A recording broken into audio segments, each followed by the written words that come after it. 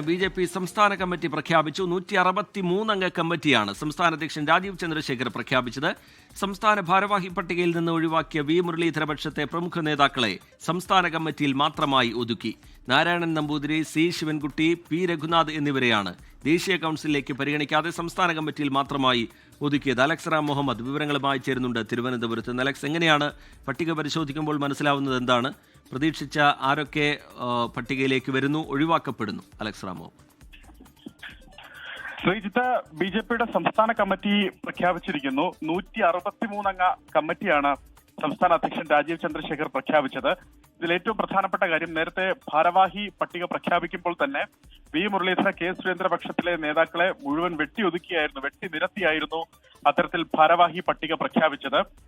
അതിൽ ഈ നേരത്തെ മുൻ കമ്മിറ്റിയിലെ ഭാരവാഹികളായിരുന്ന ചിലർ ദേശീയ കൗൺസിലിലേക്ക് തിരഞ്ഞെടുക്കപ്പെടും എന്ന് കരുതിയിരുന്നു. കാരണം അവരെ ഈ ഭാരവാഹി പട്ടികയിലും പരിഗണിച്ചിരുന്നില്ല. അവരെ ദേശീയ കൗൺസിലിലേക്ക് പരിഗണിക്കുമെന്ന് കരുതിയിരുന്നു. അത് വി മുരളീധര പക്ഷത്തിലെ പ്രമുഖ നേതാക്കളായ നാരായണൻ നമ്പൂതിരി, സി ശിവൻകുട്ടി, പി രഘുനാഥ് തുടങ്ങിയ നേതാക്കളാണ്.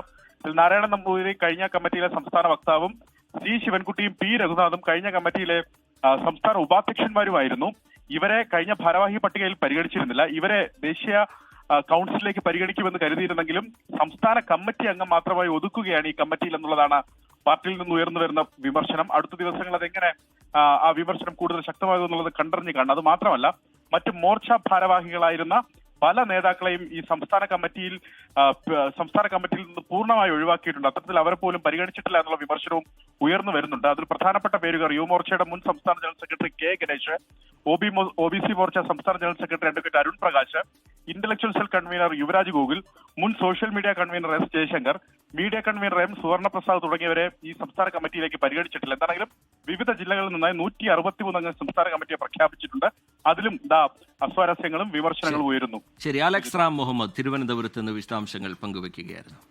ലോകത്തെവിടെയായാലും ഏത് സമയത്തും 24 വാർത്തകളും ഓഗ്മെന്റഡ് റിയാലിറ്റി പാക്കേജുകളും എക്സ്പ്ലെയിനറുകളും വിശദമായി കാണാൻ ഞങ്ങളുടെ യൂട്യൂബ് ചാനൽ നിങ്ങൾക്ക് സബ്സ്ക്രൈബ് ചെയ്യാം.